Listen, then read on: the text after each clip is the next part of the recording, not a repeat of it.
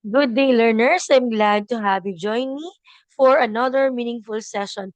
I hope you are ready to explore new ideas and gain insights that will help you in your learning journey. So let's start this by this gu- guessing game. So the instructions is that guess the correct word based on the given clue and letter pattern. Let's try the easy level. So clue, it means predicting how much a business will earn in the future. The keyword here is predicting. Of course, the right answer is forecast.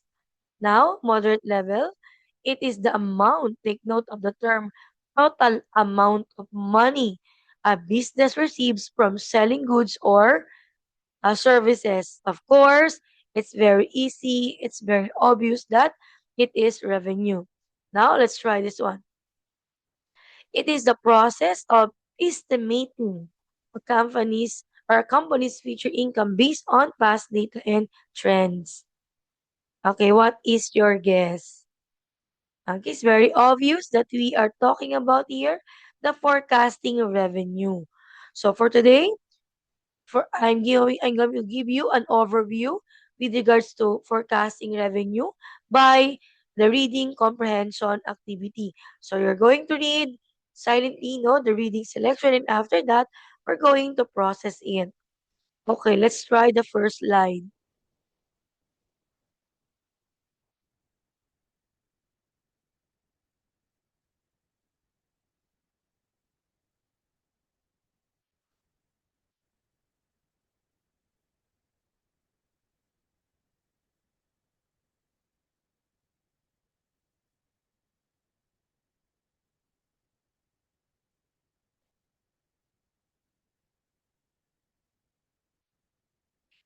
Okay, so let's talk about now this slide. So ano nga ba, no, yung business ni Lara? Okay, so Lara, no, managing a small online candle business. No? Now, what is revenue forecasting given this particular information? Walaan nyo nga kung ano ang ibig sabihin ng revenue forecasting.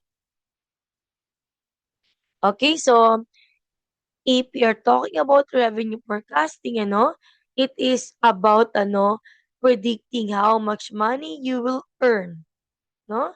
That is the basic um, description of revenue forecasting.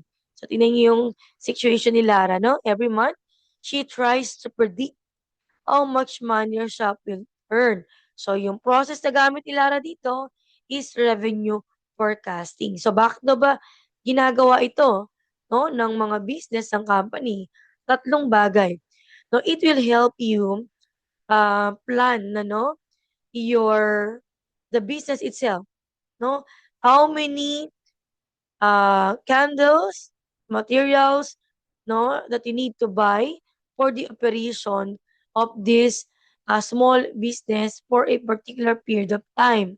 And also, how much money you might save or even ilalabas mo, no, para meron kang idea, no, at hindi masayang ang iyong panahon at ang iyong pera, no? That is the process of revenue forecasting. Let's proceed to the next slide.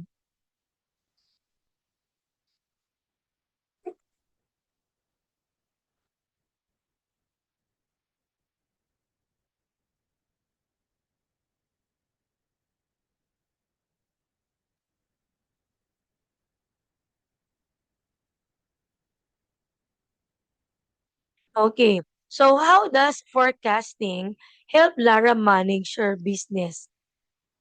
Now, of course, we all know that forecasting is not always correct or perfect, no? But again, this forecasting, no, may help you or even Lara plan your production and also to manage the materials and prepare financially. These are, no, the three reason why we do revenue forecasting, no, for planning, managing, and of course to prepare yourself for financial matter of the operation of your business. Now, what important lesson can business owners learn from Lara's experience?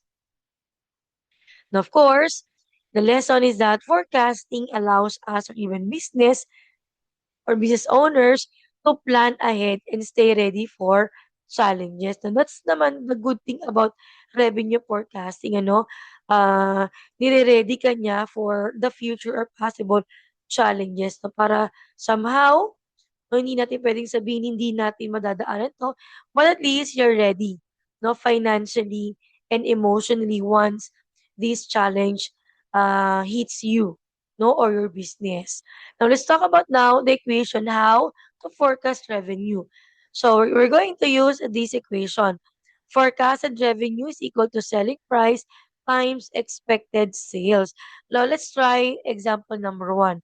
A milk tea shop sells each cup for 80 pesos and expects to sell 200 cups in a week. Now, the problem here we need to solve is the forecasted revenue.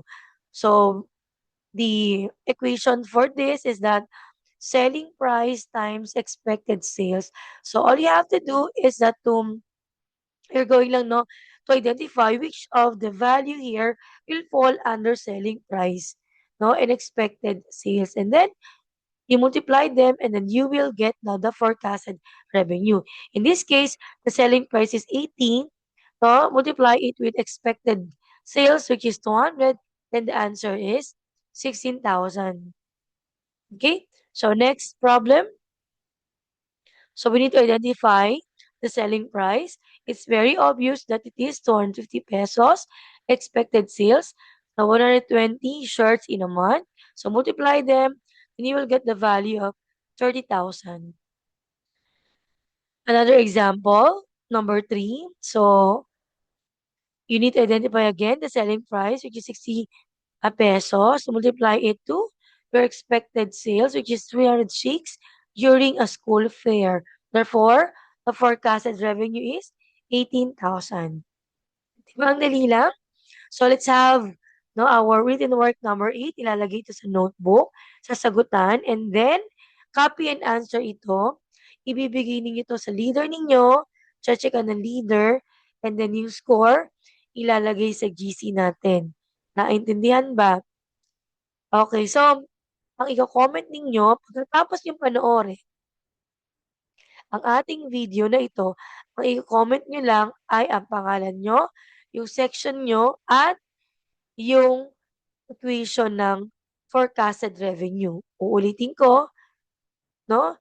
Para ma-test ko kung nakinig ka talaga, you're going to comment here, ano, the equation for forecasted revenue, and that will serve as your attendance. Okay, so that's all for today. Leaders, take over.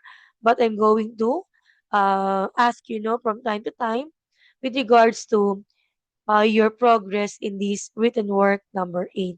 So this is now the written work number 8. Copy and answer. And this concludes our video lesson. Thank you for your time and attention. Until next time, keep learning and keep improving. Bye bye.